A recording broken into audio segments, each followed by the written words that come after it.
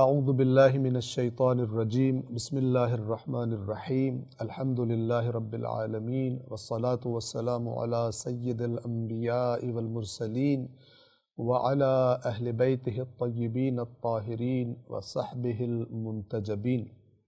گزشتہ درس میں قرآن مجید کے 30ویں اور آخری جز میں ہم نے سورۃ الشمس تمام کی تھی۔ آج سورۃ اللیل سے ہم آغاز کر رہے ہیں، پہلے تلاوت اور اس کے بعد ترجمہ اور مختصر وضاحت۔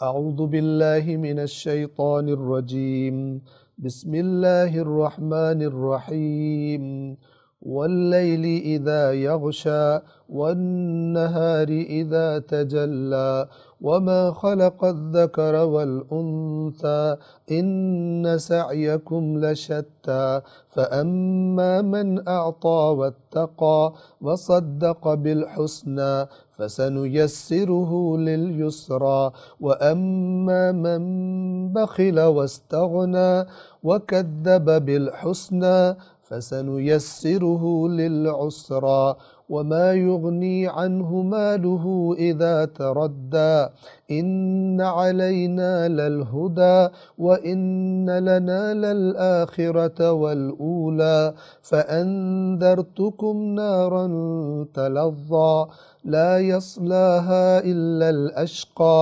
الذي كذب وتولى وسيجنبها الأتقى الذي يؤتي ماله يتزكى وما لأحد عنده من نعمة تجزى إلا ابتغاء وجه ربه الأعلى ولسوف يرضى۔ سورۃ اللیل کا ترجمہ اور مختصر وضاحت۔ بنام خدائے رحمان رحیم۔ آیت نمبر 1، قسم ہے رات کی جب چھا جائے، 2، اور دن کی جب وہ چمک اٹھے، جلوہ دکھائے، روشن ہو جائے، 3، اور اس کی یعنی اس کی قسم جس نے نر اور مادہ کو پیدا کیا، 4، یقیناً تمہاری کوشش مختلف ہے، تمہارے کام، تمہاری کوششیں مختلف ہیں۔ توجہ فرمائیے، رات جب وہ چھا جائے اور دن جب وہ روشن ہو جائے، انسانوں کی ہماری زندگیوں کے دو اہم ترین چیزیں ہیں کہ جن کا ہم ہر روز مشاہدہ کرتے ہیں۔ تو ایک اس رات اور دن کے آنے جانے کی طرف توجہ کرانا مقصود ہے کہ یہ نظام بے مقصد نہیں بنا، اور اسی طرح وہ ذات کہ جس نے نر اور مادہ کا نظام، جوڑوں کا نظام پیدا کیا ہے۔ اب اگر یہ چیزوں کا جوڑا جوڑا ہونا، اس پر بات کی جائے تو حق تو تب ادا ہوگا کہ وہ تمام چیزیں ڈسکس کی جا سکیں کہ جن کو اللہ نے جوڑا جوڑا پیدا کیا ہے، لیکن ایسا ممکن نہیں ہے کیونکہ ہم ان تمام چیزوں کا علم بھی نہیں رکھتے۔ لیکن جتنوں کو ہم جانتے ہیں، اگر ہم یہ جو آپس میں جوڑے ہیں، نر اور مادہ کا نظام، انسانوں میں، پرندوں میں، درندوں میں، دیگر حیوانات میں، پودوں میں، دیگر چیزوں میں، پلس اور مائنس چارج، جو مثلاً الیکٹریسٹی، بجلی وغیرہ، یا چارجز کی مثال کے طور پہ کرنٹ کی حرکت کا باعث بنتا ہے، اور وہ چیزیں جو ہم نہیں جانتے، اگر اس پر بات کی جائے تو اس کے لیے کتابیں بھی کم پڑ جائیں گی لکھی جائیں تو، اور لیبارٹریز بنائی جائیں، جتنی بنی ہیں وہ بھی کم ہیں، مزید بنائی جائیں گی ان کے مشاہدے کے لیے اور ان پر بات کرنے کے لیے، اور یہ مختلف جوڑے، ان کا کتنا منظم نظام ہے جس کے تحت یہ زندگیاں گزارتے ہیں اور اس کائنات میں اپنی زندگی کو، اپنے کردار کو ادا کرتے ہیں۔ تو یہ جو قسمیں ہیں قرآن کی، یہ جب کوئی قسم کھاتا ہے تو جس کی قسم کھائی جا رہی ہوتی ہے اس کو گویا گواہ بنایا جا رہا ہوتا ہے اپنی بات پر۔ تو اللہ ان اہم چیزوں کی قسمیں کھا کر انہیں اپنی اس کے بعد جو وہ نصیحت کرنا چاہتا ہے ان پر گواہ بناتا ہے۔ بار بار ان چیزوں کی طرف قرآن میں توجہ دلائی گئی اور اس کی جس نے نر اور مادہ کو خلق کیا، پیدا کیا۔ آیت نمبر 4، بے شک تمہاری کوشش مختلف ہے، یعنی کوشش مختلف ہے اور نتیجے بھی مختلف ہیں۔ یہ نہ سمجھنا کہ سب کا انجام ایک جیسا ہو جائے گا، مرنے کے بعد اچھے بھی، نیک بھی ختم اور برے بھی ختم، اطاعت گزار بھی ختم اور نافرمان بھی ختم، کچھ نہیں ہوگا، ایسا نہیں۔ یہ تمہاری مختلف کوششیں مختلف نتائج رکھتی ہیں، اور اللہ بڑی تاکید کے ساتھ اس کو بار بار بیان فرماتا ہے۔ ان سعیکم لشتی، بے شک تمہاری کوشش یا تمہاری کوششیں لشتی، یقیناً مختلف ہیں۔ تو اب دو بڑے گروہ بنائے جا رہے ہیں اگلی آیات میں کہ ان مختلف کوششیں، ایک کی کوششیں اچھی ہیں، ایک کی کوششیں بری ہیں، نتیجہ کیا نکلے گا دونوں کی کوششوں کا۔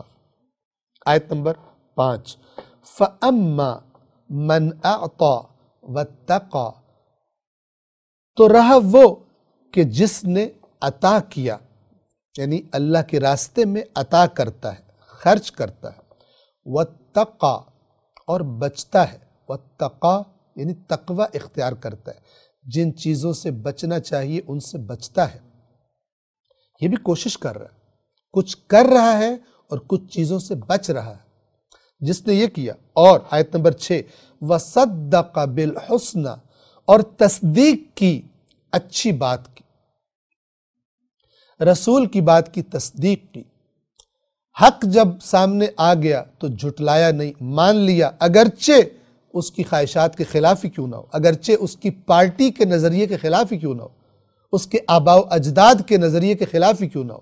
صدق بالحسنى، اچھی بات کی اس نے تصدیق کی، یہ بنیادی ترین بات۔ جو ایسا کرے گا نتیجہ کیا نکلے گا؟ اللہ تعالیٰ فرما رہا ہے 7، فَسَنُيَسِّرُهُ لِلْيُسْرَى، تو جلد ہی ہم اس کے لیے آسان کر دیں گے آسانی کو۔ کیا مطلب؟ یعنی ہو سکتا ہے جب وہ یہ کام کرے تو مشکلات میں گرفتار ہو جائے، جیسے اسلام کی تحریک شروع میں مشکلات کا شکار ہوئی، شروع میں گناہ چھوڑتے ہوئے مشکل لگتا ہے، اگر کنجوسی کی، مال سے محبت کی عادت ہو تو خرچ کرتے ہوئے شروع میں تکلیف ہوتی ہے، لیکن اللہ کہہ رہے جو یہ کرتا ہے ہم بہت جلد اس کے لیے آسان کر دیں گے۔ فَسَنُيَسِّرُهُ، یسر آسانی کو کہتے ہیں، ہم اس کے لیے آسان کر دیں گے، لِلْيُسْرَى آسانی کی طرف جانا۔ اس یسرا سے مراد دنیا میں بھی آسانیاں پیدا ہو جانا ہے، اور بالآخر دنیا آزمائش کی جگہ ہے، دنیا میں اگر آسانیاں نہ بھی ہوں تو جنت کے جو آسانیوں اور آرام اور آسائش کی اصل جگہ ہے، ہم ادھر جانے کا، اس یسرا تک پہنچنے کا راستہ اس کے لیے آسان کر دیں گے۔ یہ مانوس ہو جائے گا اچھائیوں سے، نیکیوں سے، اچھی محفلوں سے، قرآن سے، دین کی تعلیمات سے، اچھے اعمال کرنے سے، ہم اسے مانوس کر دیں گے۔ وہ جو چیزیں اس کو مشکل لگتی ہیں اس کے لیے آسان ہو جائیں گی، اور وہ جو اصل آسانی کا مرکز ہے یعنی جنت، وہاں تک جانے کا راستہ ہم اس کے لیے بہت جلد آسان کر دیں گے۔ کس کے لیے؟ فَأَمَّا مَنْ أَعْطَى، کہ جو عطا کرتا ہے، وَاتَّقَى، اور تقوی اختیار کرتا ہے، وَصَدَّقَ بِالْحُسْنَى، حق کو جھٹلاتا نہیں ہے، مان لیتا ہے، تصدیق کر دیتا ہے۔ آیت نمبر 8، اب دوسرا گروہ، وَأَمَّا مَنْ بَخِلَ، اور رہا وہ کہ جو بخل کرتا ہے، عطا نہیں کرتا، خرچ نہیں کرتا، وَاسْتَغْنَى، اور اپنے آپ کو بے نیاز سمجھتا ہے۔ استغنا، بے نیاز سمجھنا، ضرورت ہی نہیں ہمیں۔ یہ سرکشی دولت کی محبت، اور جب دولت فراوان ہو جائے، مال دنیا فراوان ہو جائے تو یہ نشہ تب انسان کے سر میں چڑھ جاتا ہے اور سر چڑھ کے بولتا ہے۔ ہم اپنے آس پاس مشاہدہ کر سکتے ہیں مالداروں میں سرکشی کا، البتہ جسے اللہ نے مال بھی دیا ہو اور خرچ کی توفیق بھی دی ہو اور اس کے دل میں خدا کا خوف بھی ہو تو کیا بات ہے اس کی، لیکن اکثر ایسا نہیں ہوتا۔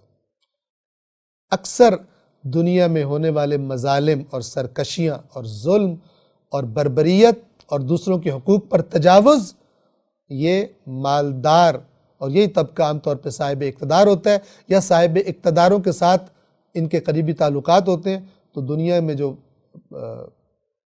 ظلم و بربریت ہے اور ناانصافی ہے اکثر کا تعلق اسی طبقے سے۔ وَأَمَّا مَنْ بَخِلَ، اور وہ کہ جس نے بخل کیا، جوڑ جوڑ کے رکھتا ہے، پیسے بڑھاتا رہتا ہے، اس کو شوقین ہے، وَاسْتَغْنَى، اور خود کو بے نیاز سمجھتا ہے۔ بے نیاز کیا؟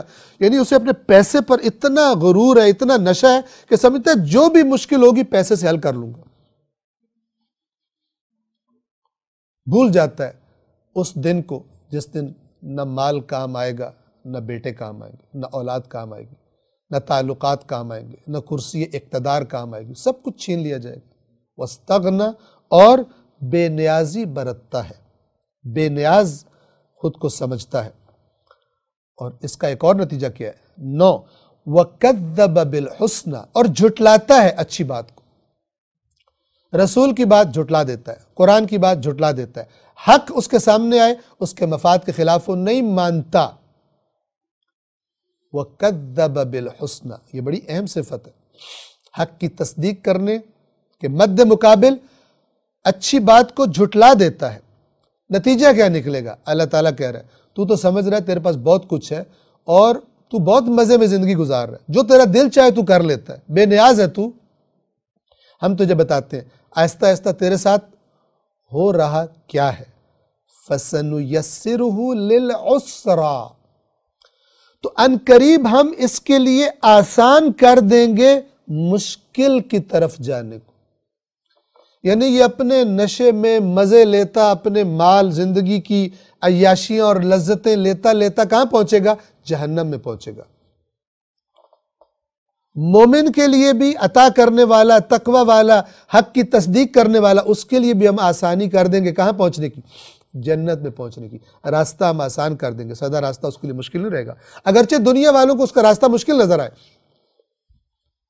ان مشکلات پر بھی وہ اللہ کا شکر گزار ہوگا کہ جو اللہ کے پاس اس کے درجات کو بلند کر رہی۔ لیکن یہ کہ جو بخیل ہے، عطا نہیں کرتا اور اپنے آپ کو بے نیاز سمجھتا ہے، اپنے آپ کو بڑی کوئی چیز سمجھتا ہے، مجھے ضرورت ہی نہیں ہے،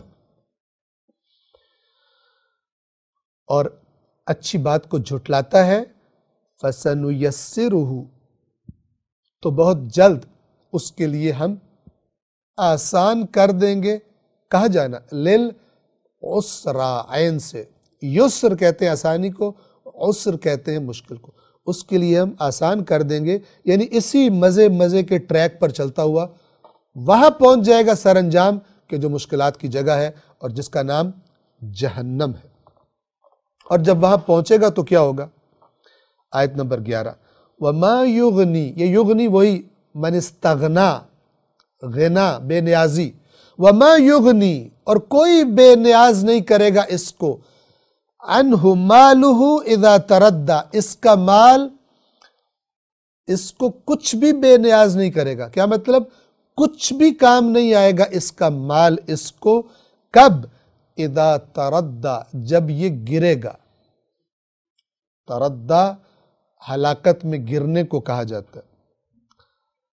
جب یہ گرے گا اس جہنم کی گہرائی میں تو وہاں اس کا مال اس کے کچھ بھی کام نہیں آئے گا، بلکہ قرآن کی دیگر آیات کی روشنی میں اسی مال کو جسے جمع کر کے رکھتا تھا تپا کر اس کے ماتھے پر، اس کے پہلوؤں میں، اس کی پشت پر لگایا جائے گا، ھذا ما کنزتم، یہ ہے وہ جو تم نے جمع کر کر کے رکھا تھا، لوگ بھوکے مر گئے اور تم نے پرواہ نہ کی۔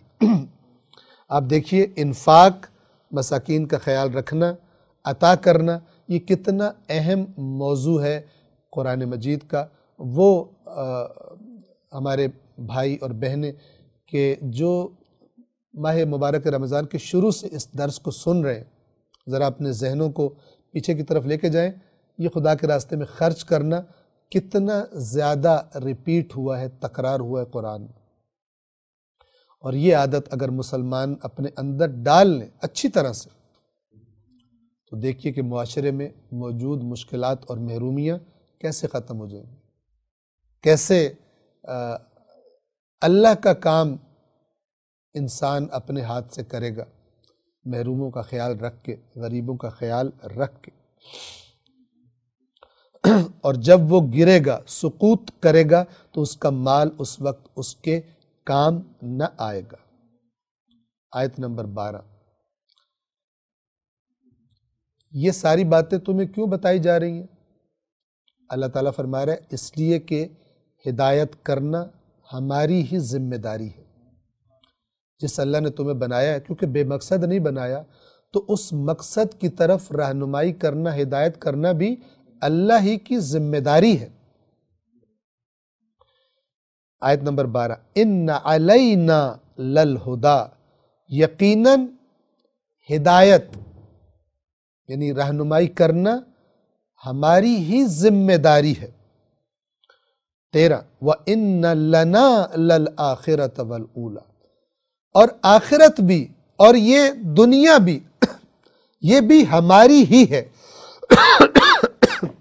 یہاں پر بھی اگر تم یہ سرکشیاں کرتے پھر رہے ہو تو نہ سمجھو کہ اللہ کی گرفت سے نکل گئے ہو، تمہاری گرفت نہیں ہوگی۔ وہ تو جو اس نے نظام بنایا اس کے مطابق تمہیں ایک خاص وقت تک مہلت دی گئی ہے، ورنہ دنیا اور آخرت دونوں صرف ان کا مالک اللہ ہے۔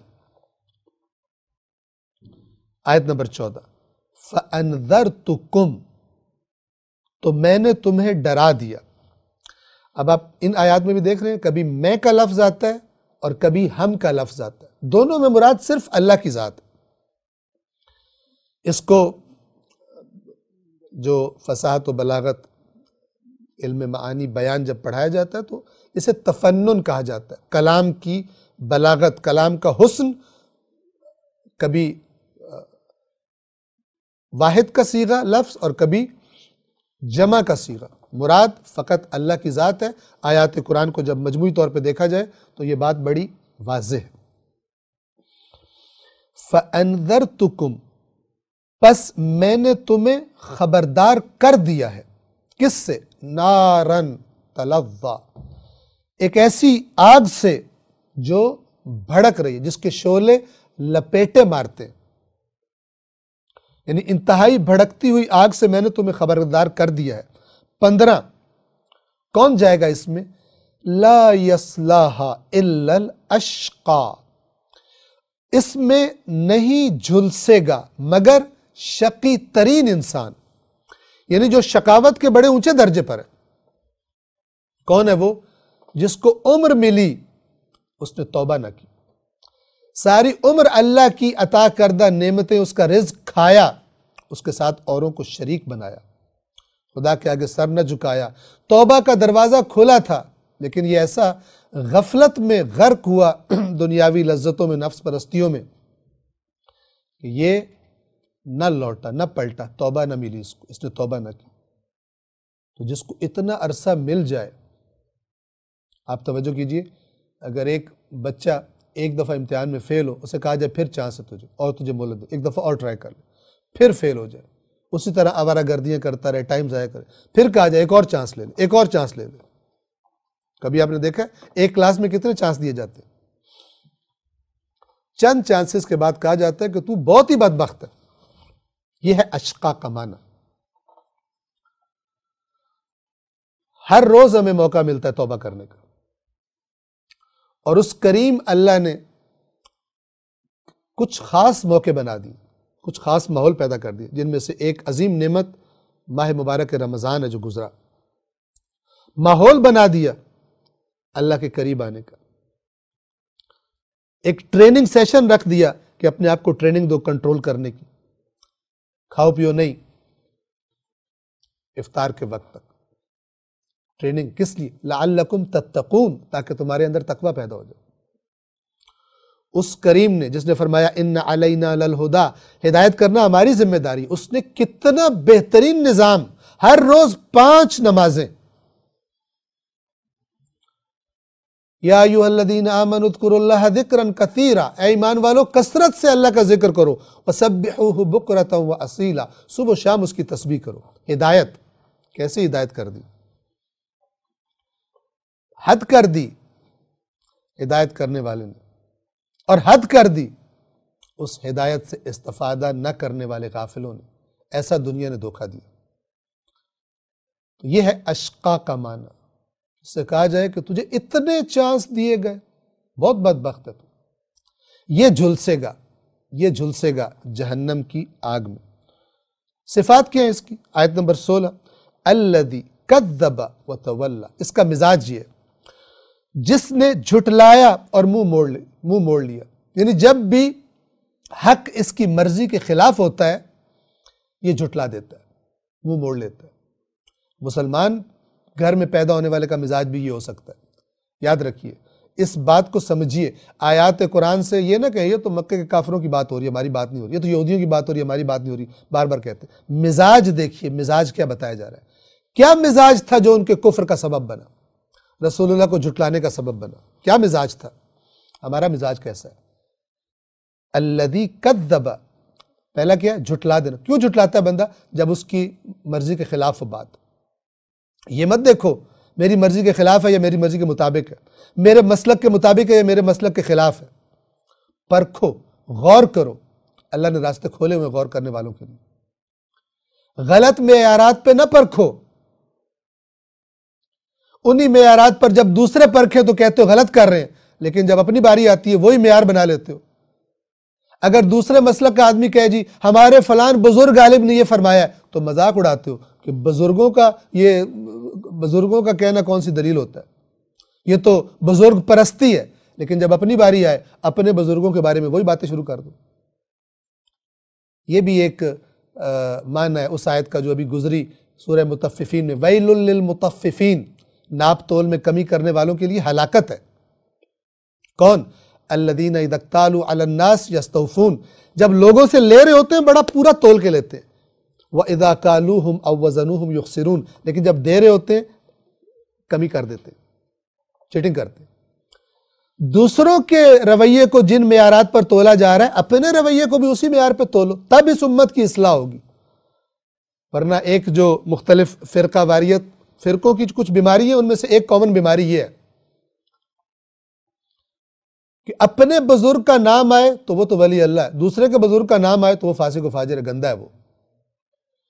اس سے بھی دلیل مانگو، اپنے سے بھی دلیل مانگو، ورنہ اگر وہ آبا پرستی ہے تو یہ بھی آبا پرستی ہے، وہ بزرگان پرستی ہے تو یہ بھی بزرگان پرستی ہے۔ اور یہ وہ مزاج ہے الذی کذب وتولی، جھٹلا دیتا تھا جب اپنے معیارات پہ بات پوری نہیں اترتی تھی۔ جب تمام لوگ کامن اصولوں پر، مشترک صحیح اصولوں پر چیزوں کو پرکھیں گے تب حق سامنے آئے گا، اور تب اس امت کی یہ جو گروپ بندی ہے اور فرقہ واریت ہے تب اس عذاب سے نجات ملے گی۔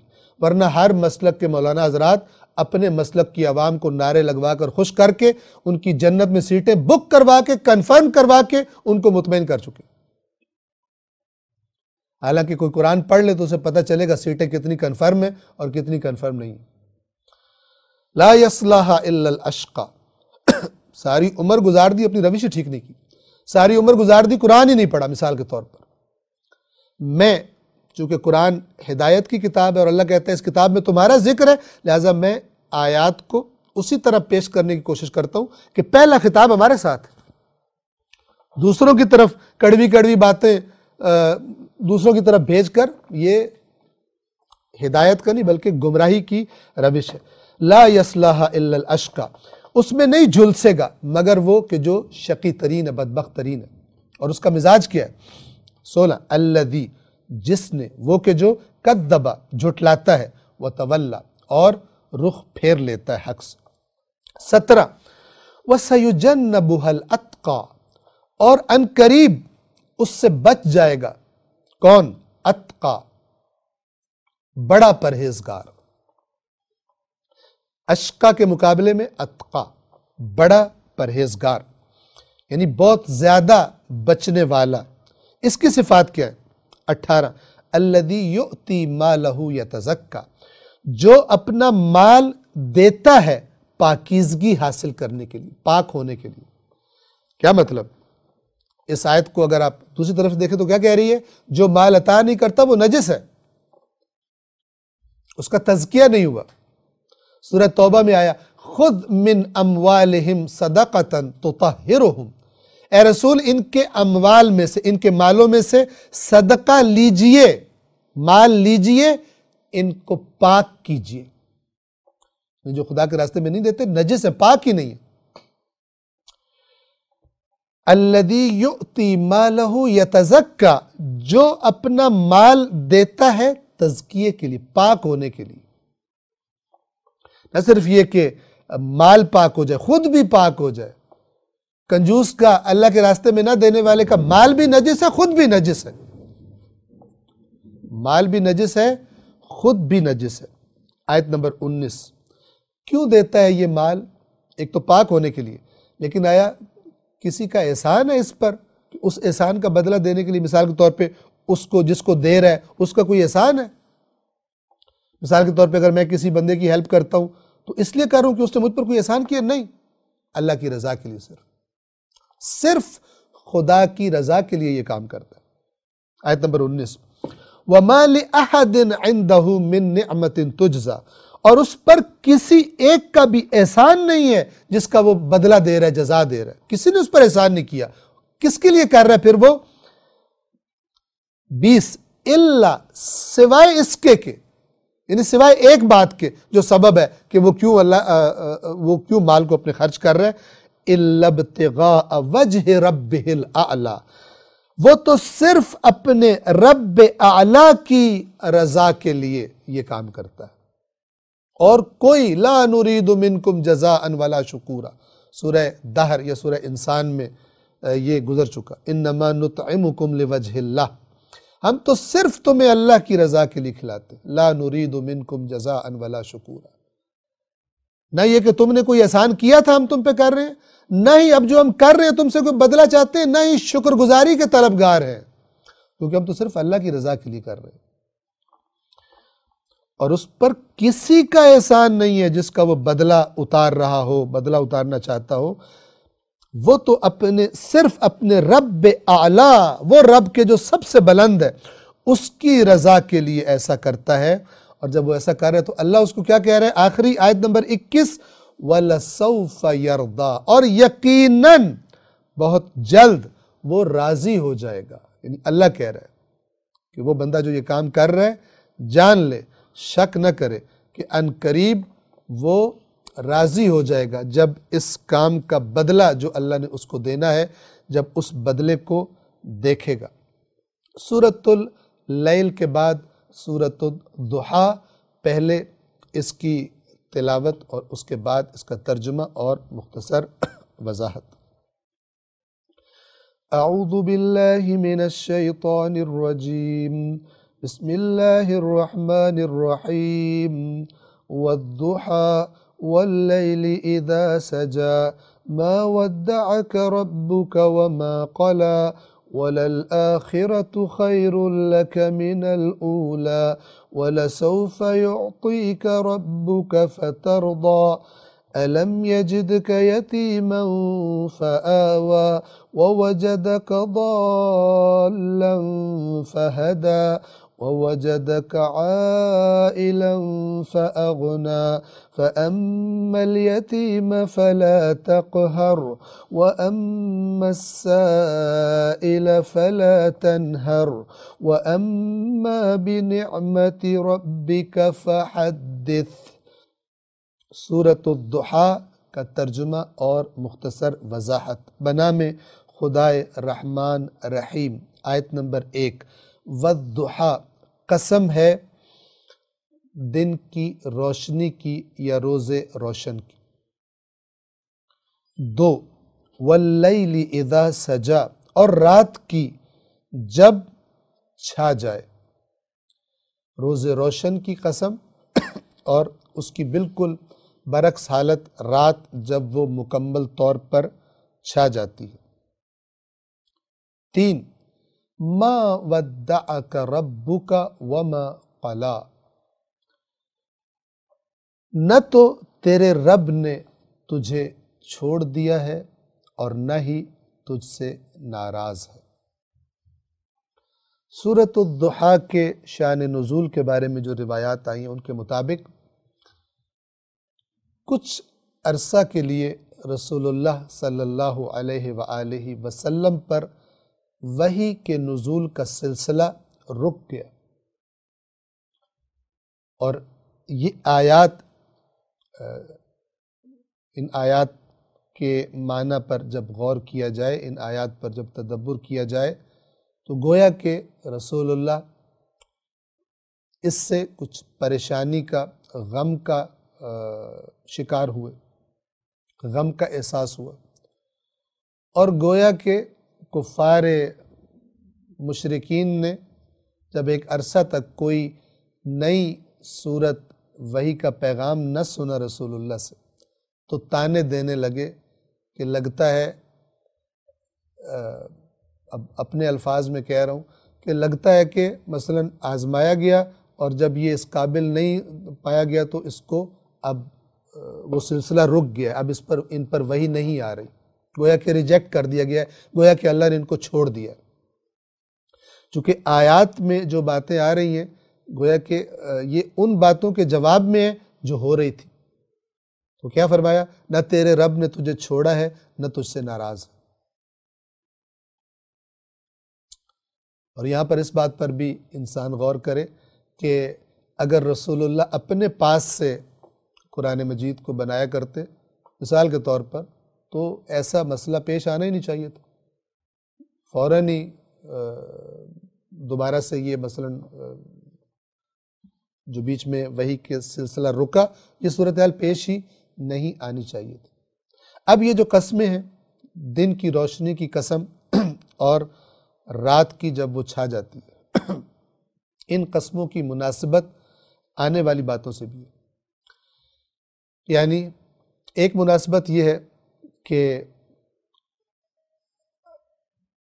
جو جہالت اور اسلام سے پہلے کا جو زمانہ ہے وہ گویا اندھیری رات کی طرح ہے، اور اے رسول آپ کی تحریک دن کی روشنی کی طرح ہے، یا یہ کہ وحی کے آنے سے پہلے کا زمانہ اور وحی کے آغاز کے بعد کا زمانہ، وحی کے نور کے آغاز کے بعد کا زمانہ، اس کا فرق ہے۔ اور یہ بھی مناسبت ہو سکتی ہے کہ جو مشکلات آپ پر آ رہی ہیں اے رسول، یہ مشکلات اس تحریک کا حصہ ہیں۔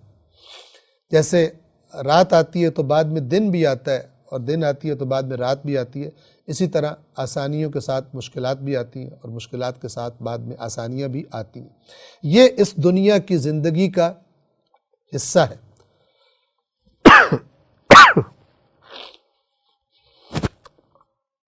قسم ہے روز روشن کی یا روز دن کی روشنی کی اور رات کی جب چھا جائے، آپ کے رب نے آپ کو نہیں چھوڑا اور نہ ہی وہ آپ سے ناراض ہے۔ 4 وَلَلْآخِرَةُ خَيْرٌ لَكَ مِنَ الْأُولَى، اور یقیناً آخرت بہتر ہے آپ کے لیے، من الاولا، اولا آخرت کے مقابلے میں، آخرت یعنی اینڈ والی چیز، اولا یعنی پہلی والی چیز، مراد دنیا ہے۔ اب یہ آخرت اور الآخرہ اور الاولا دو طرح سے اس کا معنی کیا جا سکتا ہے اور دونوں صحیح ہیں۔ ایک معنی یہ ہے کہ دنیا میں جو آپ کی زندگی ہے، آخرت کہیں زیادہ بہتر ہے آپ کے لیے، واضح ہے کہ یہ بات صحیح ہے۔ اور اسی طرح یہ جو آپ کی دین اسلام کی تحریک ہے جو مکہ میں اب شروع ہوئی ہے، اور مشکلات کے پہاڑ ٹوٹ پڑے ہیں آپ پر، اس آغاز کا جو حصہ ہے اولا، اول کا مؤنث ہے، اول کا اپوزٹ ہے آخر، اور اولا کا اپوزٹ ہے آخرہ، اولا مؤنث ہے، آخر کا مؤنث آخرہ اور اول کا مؤنث الاولا۔ تو یہ جو ابتدا، یہ جو اولین زمانہ ہے آپ کی تحریک کا، اس کے مقابلے میں ہم آپ کو بتا رہے ہیں یقیناً جو آخری زمانہ آپ کی تحریک کا وہ بہت بہتر ہے۔ اس میں اللہ ان مشکلات کو آسان کر دے گا، آپ کو اللہ تعالیٰ آپ کی تحریک کو کامیابی عطا کرے گا، اسلام کو غلبہ عطا کرے گا، آپ کے ان دشمنوں کو مغلوب کر دے گا، رسوا کر دے گا۔ اور یہ دونوں معنی ہم دیکھتے ہیں کہ صحیح۔ وَلَلْآخِرَةُ خَيْرٌ لَكَ مِنَ الْأُولَى، اور آخرت آپ کے لیے دنیا سے کہیں بہتر ہے۔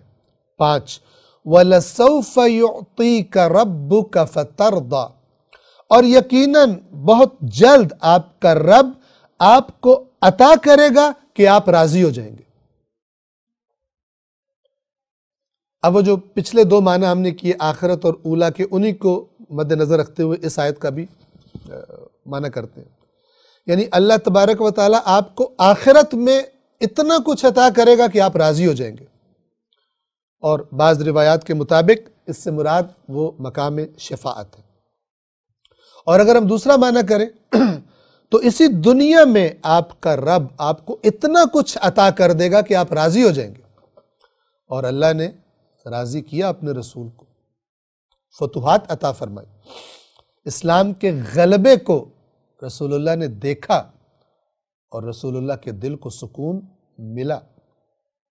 وَلَسَوْفَ يُعْطِيكَ رَبُّكَ فَتَرْضَى، اور ان قریب آپ کا رب آپ کو عطا فرمائے گا، یعنی اتنا عطا فرمائے گا کہ آپ راضی ہو جائیں گے۔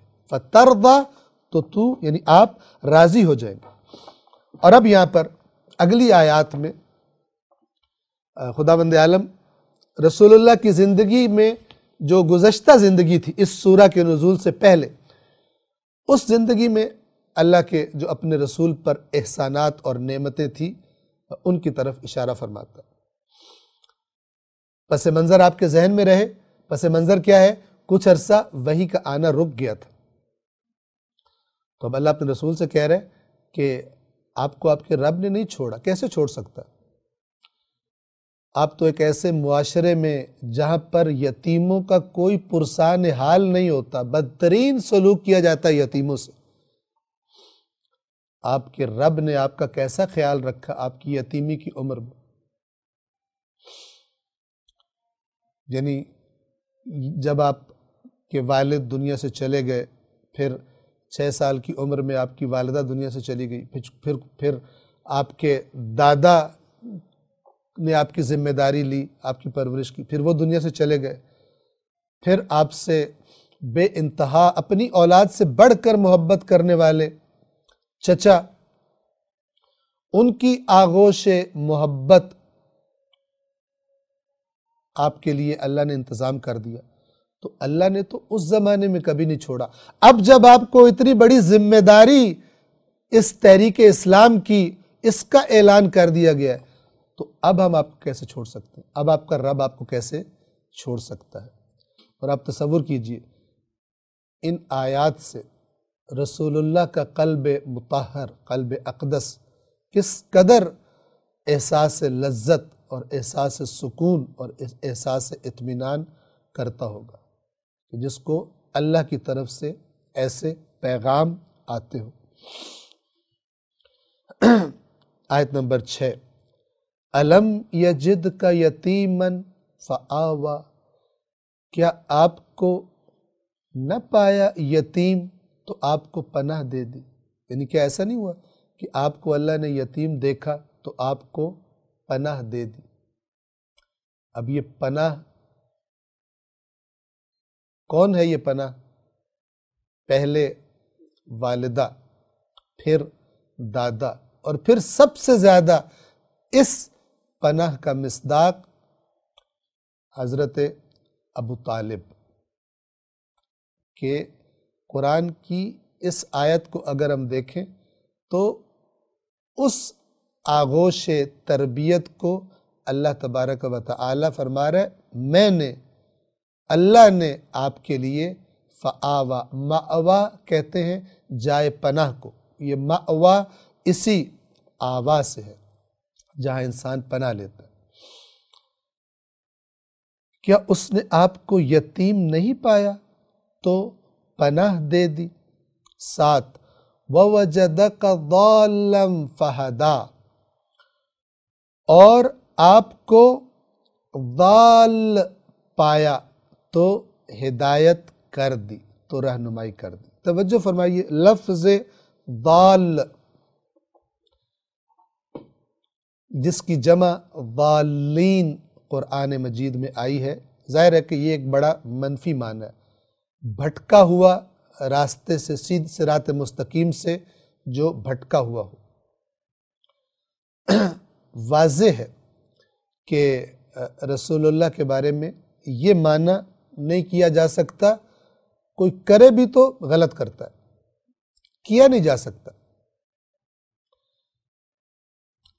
کیونکہ بعض الفاظ کا ایک خاص معنی ہم کثرت سے سنتے ہیں، ایک معنی مشہور ہوتا ہے، ہمیں نہیں پتہ ہوتا کہ اسی زبان میں اس لفظ کے اور معانی بھی ہیں، ملتے جلتے معانی ہیں، لیکن ایک معنی جو زیادہ ہم نے سنا ہے وہ منفی پہلو میں زیادہ استعمال ہوا ہے، تو وہ نیگیٹو معنی ہے، منفی ہے، قابل مذمت ہے، لیکن اسی لفظ کا ایک معنی ایسا ہے کہ جو بالکل بھی قابل مذمت نہیں ہے۔ ضال کہتے ہیں گمشدہ کو۔ مثال، اگر کوئی بچہ، یہ تقریب ذہن کے لیے مثال ہے، ذہن کو قریب کرنے کے لیے مثال ہے تاکہ معنی سمجھ پائے، اگر کوئی بچہ کسی بھیڑ والی جگہ میں، رش والی جگہ میں، بغیر اس کے کہ بچے کی اپنی غلطی ہو، مثلا اس کا ہاتھ اپنی ماں کے ہاتھ سے چھوٹ جائے، اپنے باپ کے ہاتھ سے اس کا ہاتھ چھوٹ جائے، اور اچانک وہ دیکھے کہ اس کے ماں باپ اس کو نظر نہیں آ رہے، تو کیا کہیں گے؟ اگر کوئی دیکھے گا کہے گا یہ بچہ کیا ہو گیا؟ گم ہو گیا۔ عربی زبان میں اس کے لیے بھی لفظ ضال استعمال کیا جاتا ہے، لہذا روایات کے مطابق ایک حدیث میں آتا ہے الحکمت ضالۃ المؤمن، حکمت مومن کی گمشدہ چیز ہے، کافر کے پاس سے بھی ملے تو لے لو۔ یہ ضالہ راستے سے بھٹکی ہوئی، گمراہ مراد نہیں ہے بلکہ گمشدہ چیز ہے۔ تو یہ رسول اللہ کی اس کیفیت کی طرف اشارہ ہے کہ جس میں رسول اللہ اس انسانیت کی نجات کے لیے گویا کہ ڈھونڈ رہے تھے، بیتاب تھے، منتظر تھے کہ اللہ کی طرف سے، پروردگار کی طرف سے وہ مکمل انسانیت کی نجات کا پیغام ملے، جس کے ذریعے اس بھٹکی ہوئی انسانیت کو، اس ظلم و ستم کا شکار انسانیت کو، جہالت کے اندھیروں میں غرق انسانیت کو نجات دلائی جا سکے۔ ورنہ خود رسول اللہ بھٹکے ہوئے نہیں تھے، نعوذ باللہ، اس معنی میں۔ کیوں؟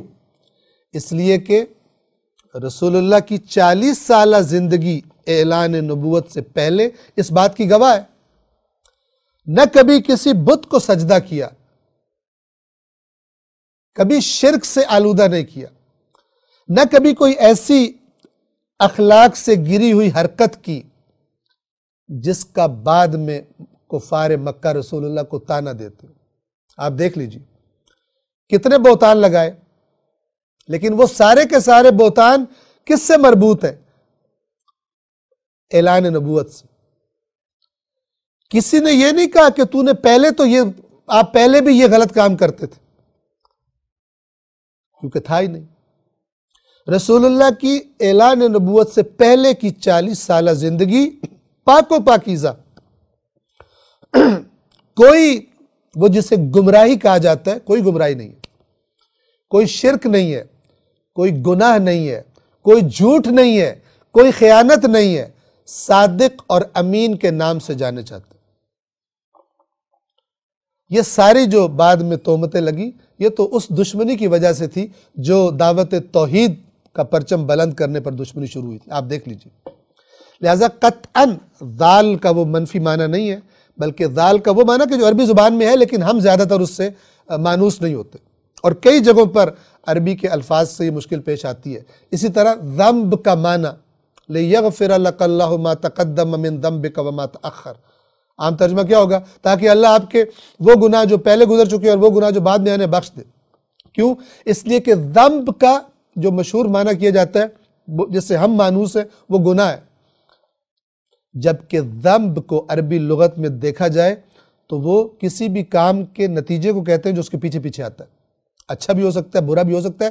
زیادہ تر استعمال اس کا برے کاموں کے نتائج کے لیے جن کو ہم گناہ کہتے ہیں زیادہ استعمال ہو گیا. ہم سمجھتے ہیں بس یہ استعمال ہے، لہذا آیت کو سمجھ نہیں پاتے. لیکن اگر عربی جو اصیل لغات ہیں وہاں پر روٹ جڑ چیک کی جائے لفظ کے معنی کی تو پھر یہ سوالات خود بخود ان کے جوابات ہمیں بڑی آسانی سے مل جاتے ہیں. اور اس نے آپ کو گمشدہ پایا. گمشدہ یعنی سرگرداں اس ہدایت کے انتظار میں، اس مکمل پلان کے انتظار میں جس کا نام شریعت اسلام ہے، کہ وہ آئے تاکہ اس انسانیت کی نجات، ورنہ رسول اللہ اس پورے معاشرے سے بیزار ہو چکے تھے. اور کئی روز یہ بیزاری کی ایک علامت تھی، کئی روز غار حرا میں جا کر عبادت کیا کرتے تھے. کس کی عبادت کیا کرتے تھے؟ اللہ کی عبادت کیا کرتے تھے. اور گویا کہ وہ بیتابی، وہ انتظار، اس کیفیت کو اس لفظ نے بیان کیا ہے. آیت نمبر 8 وَوَجَدَكَ عَائِلًا فَأَغْنَى. عائل کہتے ہیں اس انسان کو کہ جس کے پاس اپنی ضروریات زندگی کے لیے آمدنی کا ذریعہ ٹھیک طرح سے نہ ہو، غریب ہو، مالی طور پر غنی نہ ہو. تو یہاں پر اللہ اپنے دوسرے احسان کا ذکر فرما رہا ہے، اور آپ کو تنگ دست پایا فَأَغْنَى، تو آپ کو غنی کر دیا یعنی مالدار کر دیا. اور یہ دوسرا احسان اشارہ ہے جناب خدیجۃ الکبریٰ سلام اللہ علیہا. ایک مالدار عورت ایک بظاہر دنیا کے اعتبار سے تنگ دست انسان سے شادی کر لے جو یتیم ہے، اور جبکہ بڑے بڑے مالدار، بڑے بڑے سردار خواہش مند ہوں، پیغام بھیج چکے ہوں شادی کا، تو دنیا والے کیا کہیں گے؟ دنیا کی آنکھ رکھنے والے یہ سمجھدار عورت نہیں ہے. اور پھر اور زیادہ ناسمجھ سمجھیں گے اور تانا دیں گے. کب؟ کہ جب نہ صرف یہ کہ اس سے شادی کرے بلکہ اس کے بعد اعلان کروا دے کہ آج کے بعد خدیجہ سلام اللہ علیہا کا سارا مال اس کے شوہر محمد مصطفیٰ صلی اللہ علیہ وآلہ وسلم کا ہے. آپ سوچیں جب یہ اعلان کرایا گیا، بیوی نے یہ اعلان کروایا، تو لوگوں نے کتنا کہا ہوگا کہ عقل ہی نہیں ہے ان میں. لیکن جتنی ان میں عقل ہے کس میں عقل ہوگی؟ اتنا سمجھداری کا فیصلہ کیا کہ رسول اللہ غار حرا میں عبادت میں مشغول ہیں، اور جناب خدیجہ کھانا وغیرہ لے کر پیدل، جو مکہ گئے ہیں جانتے ہیں وہاں پر گاڑی میں جانا پڑتا ہے، اس پہاڑ خانہ کعبہ سے وہاں سے پیدل جانا بڑا لمبا فاصلہ ہے، تو گاڑی میں جاتے ہیں. اور پھر اس پہاڑ پر چڑھنا بھی، اس کی جو چڑھائی ہے وہ بھی کافی زیادہ مشقت طلب ہے. لیکن یہ بی بی پیدل آتی تھی وہاں سے. امیر خاتون، امیر لوگوں کو آرام و آسائش کی عادت ہوتی ہے، تو یہ آتی ہیں وہاں پر، اور ابھی راستے میں ہیں کہ حضرت جبرائیل علیہ السلام آتے ہیں اور رسول اللہ سے کہتے ہیں کہ اللہ نے آپ کی زوجہ جو ہیں جناب خدیجہ سلام اللہ علیہا، وہ آ رہی ہیں آپ کے لیے کھانا وغیرہ لے کر، اور اللہ نے مجھے کہا ہے کہ آپ کو پیغام دوں کہ جب وہ بی بی آئیں تو ان سے کہیے گا کہ آپ کے لیے اللہ نے سلام بھیجا ہے. دنیا داروں کی نظروں میں ان کی عقل کم ہے، لیکن اللہ کی نظروں میں اس مقام پر پہنچ گئی ہیں اپنی قربانیوں کی بدلے میں کہ اللہ تبارک و تعالی خود سلام بھیجتا ہے۔ قرآن مجید فرماتا ہے کہ جب ان سے کہا جاتا ہے اس طرح ایمان لاؤ جس طرح لوگ ایمان لائیں، یعنی حقیقی مومن ایمان لائیں، تو یہ منافق کہتے ہیں کہ ہم ان بے وقوفوں کی طرح ایمان لے کر آئیں۔ منافق کو مومن بے وقوف لگتا ہے، اسی طرح مومن کو بھی منافق بے وقوف لگتا ہے، چونکہ منافق کی نظریں اور کچھ دیکھ رہی ہوتی ہیں اور مومن کی نظریں بہت دور آگے کی چیزوں کو دیکھ رہی ہوتی ہیں۔ وَوَجَدَكَ عَائِلًا فَأَغْنَى، اور آپ کو تنگ دست پایا تو مالدار کر دیا۔ یہ اپنے احسانات یاد کرائے اللہ نے، اور گویا کہ کہا جا رہا ہے کہ نہ تب آپ کو چھوڑا تھا نہ اب آپ کو چھوڑا ہے، اب تو آپ کے ذمے ہم نے اپنی اتنی بڑی ذمہ داری لگا دی ہے، اب بھی ہم آپ کو نہیں چھوڑیں گے۔ یہ جو ہم نے احسانات کیے اے رسول، ان مشکلات سے آپ گزرے ہیں، اس کا نتیجہ کیا ہونا چاہیے؟ آیت نمبر 9، فَأَمَّا الْيَتِيمَ فَلَا تَقْهَرْ، پس آپ یتیم کی توہین نہ کریں، یتیم کے ساتھ سخت رویہ نہ رکھیں۔ تقہر قہر سے ہے، آپ یتیم سے قہر نہ کریں، یعنی سختی نہ کریں، اس کی توہین نہ کریں۔ آپ نے یتیمی کا زمانہ دیکھا ہے، جب باپ کا سایہ سر پہ نہیں ہوتا تو کتنی کمی کا احساس ہوتا ہے۔ دوسروں کے والد کو دیکھ کر بچوں کے، جب باپ ان سے محبت کرتے ہیں، ان کے لیے مثلاً ایسے کام کرتے ہیں جس سے وہ سکون کا احساس کرتے ہیں۔ آپ نے تو وہ محرومی کا زمانہ دیکھا ہے، آپ کے بابا نہیں تھے، تو آپ بھی یتیم کے ساتھ سختی نہ کریں۔ 10، وَأَمَّا السَّائِلَ فَلَا تَنْهَرْ، اور سائل یعنی سوال کرنے والا، وہ جو ضرورت مند ہوتا ہے اور آ کر سوال کرتا ہے، تو اس کو جھڑکی نہ دیں، یعنی سخت الفاظ میں سوال کرنے والے کو آپ نہ جھڑکیں۔ رسول اللہ سے خطاب ہے، اور رسول اللہ کے بعد پوری امت سے، بلکہ ہر انسان سے، کہ یہ جو دو محروم طبقے ہوتے ہیں معاشرے کے، یتیم اور سوال کرنے والے۔ مثال کے طور پر سوال کرنے والا، اگر آپ سمجھتے ہیں کہ یہ پتہ نہیں سچ میں ضرورت مند ہے یا سچ میں ضرورت مند نہیں ہے، اور آپ اس کو نہیں دینا چاہتے، تو بھی کیا کہا جا رہا ہے؟ دین کیا کہتا ہے؟ جھڑکنا نہیں ہے۔ اور یہ ہمارے صبر کا امتحان ہوتا ہے۔ مثلا روڈ پر جاتے ہوئے، گاڑی میں بیٹھے ہوئے آ گئے، اور بعض اوقات وہ ہم دیکھتے ہیں کہ ایسی حرکتیں بھی کرتے ہیں، تو بہرحال ایسا رویہ کہ جس میں انسان اپنے آپ کو کنٹرول میں رکھے اور سخت بد زبانی اور اس قسم کے کام نہ کرے، یہ ان آیات کا میسج ہے۔ وَأَمَّا السَّائِلَ فَلَا تَنْهَرْ، بعض اوقات جب سائل سوال کرتا ہے تو بندہ تنگ آ جاتا ہے، اریٹیشن ہوتی ہے اس کو، اور پھر وہ کوئی نہ کوئی غلط بات منہ سے نکال دیتا ہے۔ کہا جا رہا ہے کہ سوال کرنے والے کو جھڑکی نہ دیں۔